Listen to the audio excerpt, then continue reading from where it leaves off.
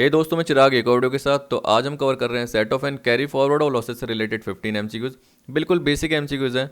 मेरे अकॉर्डिंग अगर आपने इनका थियोरेटिकल कॉन्सेप्ट का पार्ट देख लिया है तो इन एमसीक्यूज से रिलेटेड एक्सप्लेनेशन की ज़्यादा नीड भी नहीं रहेगी, इतने बेसिक एमसीक्यूज हैं। फिर भी देखिए, एक्सप्लेनेशन कराना हमारा काम है, तो इसलिए मैं फर्स्ट क्वेश्चन से स्टार्ट कर रहा हूँ। सेप्टेम्बर 16 का है। इसमें क्या बोल रहा है? Capital expenditure on scientific research in A previous year which could not be absorbed due to insufficiency of profit in the relevant assessment year can be carried forward for its setting of up to। देखिए यहाँ पे बोल रहा है कि previous year में scientific research पर capital expenditure हुआ, लेकिन देखिए पिछले साल प्रॉफिट इनसफिशिएंट होने के कारण इसको कैरिड फॉरवर्ड किया गया। अब यहाँ पे पूछ रहा है कि इसको कितने सालों तक कैरिड फॉरवर्ड कर सकते हैं? अगले साल तक ही, 5 सालों तक, 10 सालों तक, 10 असेसमेंट ईयर तक, या इनडिफाइनेट नंबर ऑफ असेसमेंट ईयर तक। अनंत, यानी कोई सीमा नहीं है, कोई स्पेसिफाइड लिमिट नहीं है। इसका मतलब ये हो गया। तो हम क्या बोल सकते हैं? इसका आंसर होगा डी। एक कॉमन सेंस आप अप्लाई कर सकते हो। आपको पता है कि जब भी जो कैपिटल एक्सपेंडिचर होता है उसमें नॉर्मल या वेटेड डिडक्शन मिल जाती है, तो मैं वहाँ नहीं जाना चाहता क्योंकि जनरली वो तो पीजीबीपी में मैंने कवर कर लिया था, तो वो जाके देख सकते हैं, आपको पता चल जाएगा।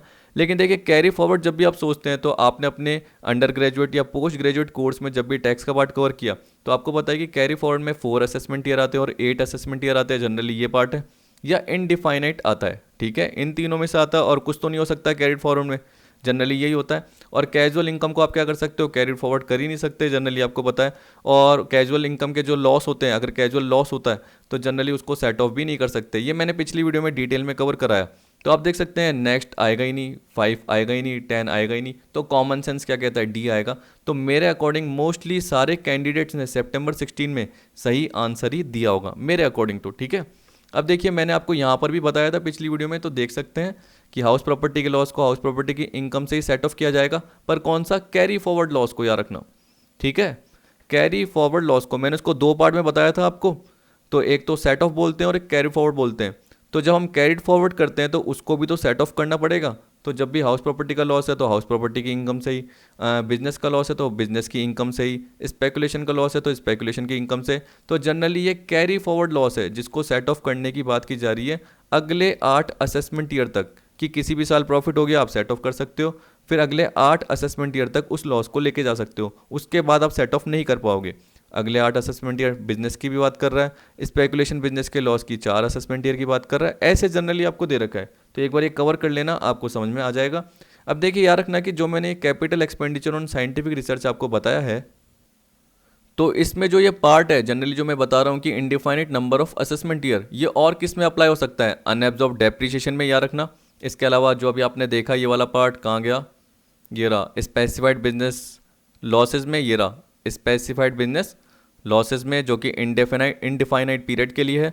इसी तरीके से एक और आता है unabsorbed capital expenditure on family planning, याद रखना। तो उसमें भी generally indefinite number of assessment year आता है। तो मैंने बता दिया मोस्टली आपको, तो वो याद रख लेना।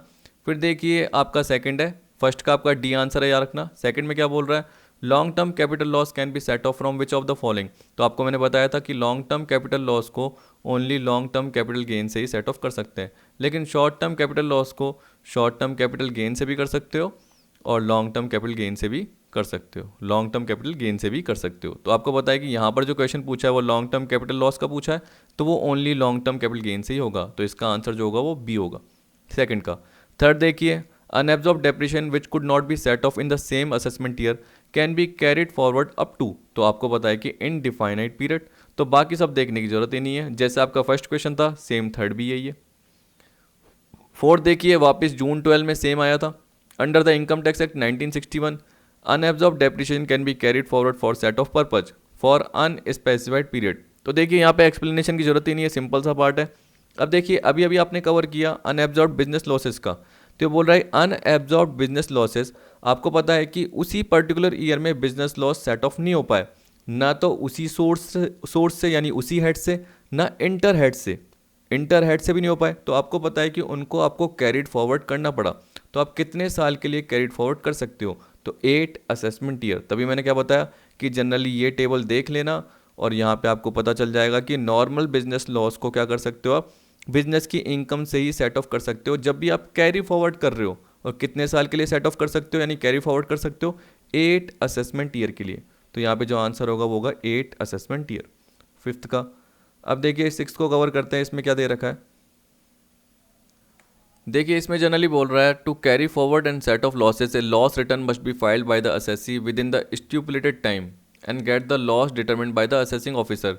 देखिए जनरली बोल रहा है कि आपको लॉस हुआ तब भी आपको रिटर्न फाइल करनी पड़ती है। तो आपको लॉसेस को कैरी फॉरवर्ड करने के लिए और सेट ऑफ करने के लिए जो भी ड्यू डेट है जैसे 31 जुलाई है तो उसके अंदर आपको क्या करना पड़ेगा, रिटर्न भरनी पड़ेगी, जो कि अंडर सेक्शन 139 सब सेक्शन 1 के अकॉर्डिंग होगी। ये भी जनरली मैंने पिछली वीडियो में आपको करवा दिया था।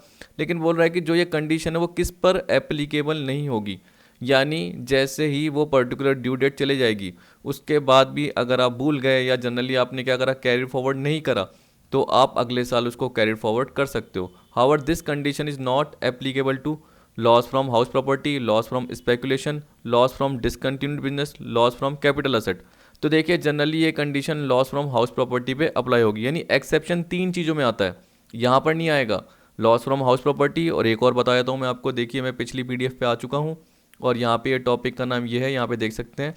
However loss under head house property, unabsorbed depreciation and loss from specified business under section 35 AD can be carried forward even if return of loss is not filed within due date. तो चाहे आपने due date के अंदर return of loss file नहीं करी है, बाद में की है, तब भी आप उसको कैरिड फॉरवर्ड कर सकते हो, ये बोल रहा है। तो यहाँ पे हम बोल सकते हैं कि जो कंडीशन एप्लीकेबल नहीं होगी वो किस पे नहीं होगी, लॉस फ्रॉम हाउस प्रॉपर्टी पे नहीं होगी। तो याद रख लेना, एक तो स्पेसिफाइड बिजनेस का लॉस बोल रहा है, एक हाउस प्रॉपर्टी का बोल रहा है, एक अनएब्जॉर्ब डेप्रिसिएशन की बात कर रहा है। फिर देखिए 7th में क्या बोल रहा है, यानी 6 का आपका ए आंसर है। 7th में बोल रहा है loss from derivative trading is short term capital loss, speculative business loss, non speculative business loss, loss under head income from other source. तो देखिए इसमें जनरली जो आंसर होगा वो होगा नॉन स्पेकुलेटिव बिजनेस लॉस। कई जने क्या बोलते हैं सर ये स्पेकुलेटिव बिजनेस लॉस होगा, लेकिन देखिए जब मैंने आपको पीडीएफ का पार्ट कवर करवाया था तो उसमें पहले से ही बता दिया था, क्योंकि सेक्शन के अकॉर्डिंग बोल रखा है कि if there is no other speculation income it can be carried forward. आपको बताया कि speculation business loss speculation business income से सेट ऑफ होंगे, ये बताया। फिर आपको बताया कि अगर नहीं हो पाते हैं तो अगले साल कैरिड फॉरवर्ड कर देंगे, और अगले साल जो इनकम होनी चाहिए वो स्पेकुलेशन बिजनेस की ही होनी चाहिए। मैं जल्दी जल्दी क्यों बोल रहा हूँ, क्योंकि ये नॉर्मल मैंने पढ़ा है मैं। अब लास्ट में नोट में देखिए क्या बोल रहा है, loss from the activity of trading in derivative is not to be treated as speculative loss. तो आपको बताया कि जनरली जो डेरिवेटिव में ट्रेड करते हो, अगर आप डेरिवेटिव खरीदते हो बेचते हो, जनरली उसका काम करते हो शेयर मार्केट में, तो उस केस में ये स्पेकुलेशन के इनकम में नहीं आता, यानी स्पेकुलेशन के लॉस में नहीं आता, नॉन स्पेकुलेटिव बिजनेस लॉस के केस में आता है। तो यहाँ पे हम बोल सकते हैं कि वो क्या होगा, नॉन स्पेकुलेटिव बिजनेस लॉस होगा। तो इस तरीके से आप कवर कर सकते हैं कि सारा पीडीएफ में जो भी पार्ट है मैंने कवर किया है और उसके अकॉर्डिंग क्वेश्चन भी कवर किए हैं। अब देखिए 8th में क्या बोल रहा है, loss from specified business covered under section 35 AD can be adjusted against income from other specified business, normal सा पार्ट तो 8th का सी है, क्योंकि ये मैंने पिछली वीडियो में बार बार आपको बताया हुआ है, चीख चीख के आपको बताया हुआ है, तो आप वो जरूर देख लेना। 9th में क्या बोल रहा है, if a person is eligible to claim unabsorb depreciation, current scientific research expenditure, current depreciation, brought forward business loss, the order of priority to set off would be. तो बोला ऑर्डर ऑफ प्रायोरिटी क्या होगी।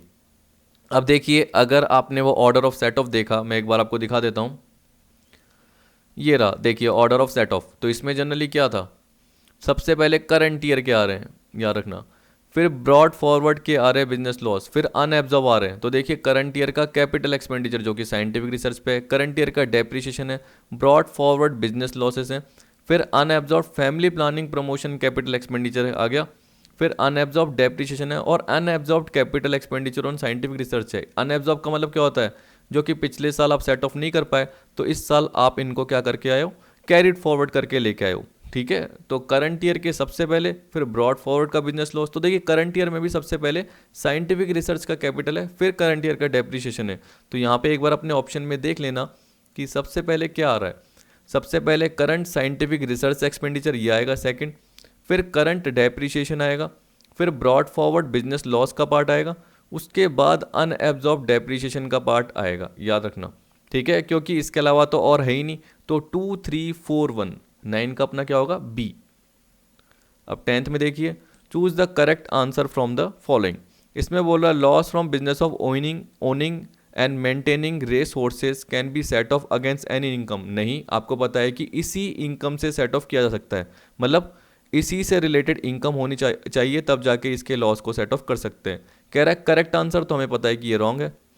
Speculation business loss can be set of only against speculation business income, बिल्कुल ठीक है, तो ये correct है बी। सी देखिए, loss from lottery, card game etcetera can be set off against any income.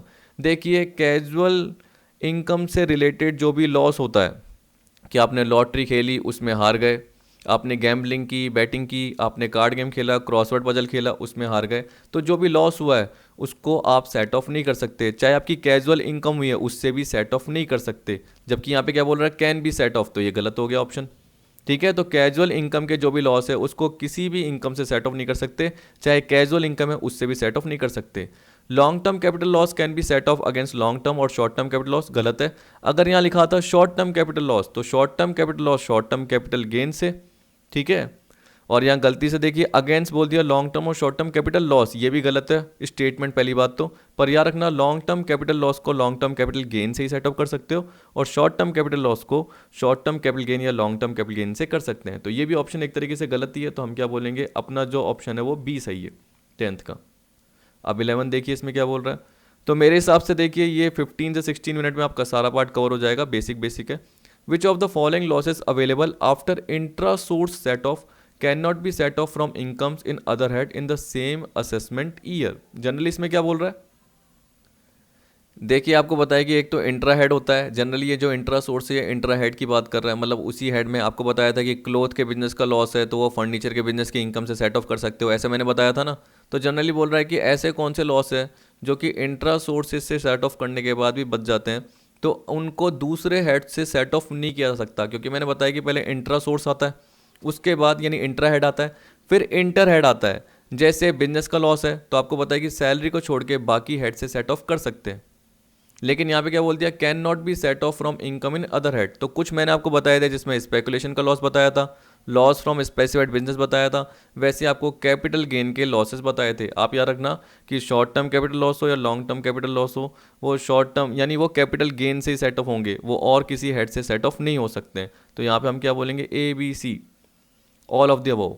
11th का क्या होगा, ऑल ऑफ द अबव।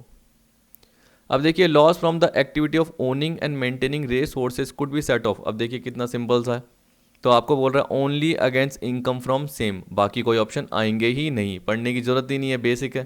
13 देखिए, loss under the head profit and gains of business और profession can not be set off against. अब देखिए ये बोल रहा है कि जो पीजीबीपी का लॉस हुआ है, तो आपको मैंने बताया था कि सबसे पहले आपको क्या करना है, जैसे क्लोथ के बिजनेस का लॉस हुआ तो आप क्या कर सकते हो, अपने फर्नीचर के बिजनेस की इनकम से, या जैसे टॉय का बिजनेस है या इलेक्ट्रॉनिक्स का बिजनेस है, तो मान के चलिए कि उनकी इनकम हो रही है तो उनसे सेट ऑफ कर सकते हो इस लॉस को। उसके बाद भी लॉस बच गया क्योंकि आपका लॉस बहुत ज़्यादा है, तो आप क्या करोगे, दूसरे हेड में जाओगे। तो आप कहाँ जा सकते हो, कैपिटल गेन में जा सकते हो, आप इनकम फ्रॉम अदर सोर्स में जा सकते हो, इसी तरीके से आप जा सकते हो, क्या बोलते हैं उसको, पीजीबीपी में तो मैंने बता ही दिया। आप सैलरी में नहीं जा सकते, आप सैलरी में नहीं जा सकते, आप हाउस प्रॉपर्टी में जा सकते हो, तो इन तीनों में जा सकते हो, capital gain, income from other source और हाउस प्रॉपर्टी, लेकिन आप सैलरी में नहीं जा सकते। तो यहाँ पे देख सकते हैं कह रहा है can not be set off against, तो मैं क्या बोलूँगा, इनकम अंडर दैट सैलरी। तो कैपिटल गेन में जा सकते हैं, हाउस प्रॉपर्टी में जा सकते हैं, लेकिन सैलरी में नहीं जा सकते। तो अपना जो ऑप्शन होगा वो क्या होगा, ए, 13 का ए।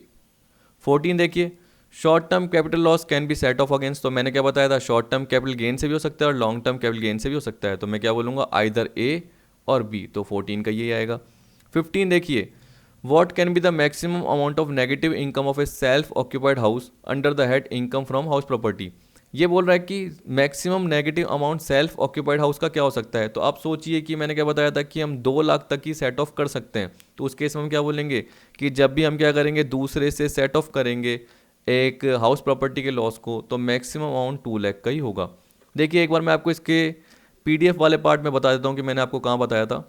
आप देख सकते हैं कि जैसे ही आपके ये एक चार्ट का पार्ट आ रहा था, तो उस केस में मैंने ये सारे कवर किए, तो जैसे ही हाउस प्रॉपर्टी का पार्ट कवर किया तो आप देख सकते हैं ये आपको दिख रहा है, if still there is unabsorb loss it shall be set off against any income, sorry against income from any other head up to ₹2 lakh only. तो हम बोल सकते हैं कि यहाँ पर जो मैक्सिमम पार्ट है, maximum amount of negative income है, वो जनरली क्या रहेगा, आपका 2 लाख तक का ही रहेगा। पर ये हमने हाउस प्रॉपर्टी वाले पार्ट में भी कवर कर लिया था, तो वहाँ पे जाके एक बार चेक कर सकते हैं, ठीक है। टोटल मिला के आपके 15 क्वेश्चन थे, ये कवर हो गए हैं, बेसिक से थे, ज़्यादा टिपिकल नहीं थे, तो आई होप आपको समझ में आए होंगे। अगर मुझे टाइम मिलता है तो मैं और भी बहुत सारे कवर कराऊंगा, लेकिन जैसे अपना एक बार कोर्स हो जाता है उसके बाद। तो आई होप आपको वीडियो पसंद आएगी। वीडियो देखने के लिए थैंक यू।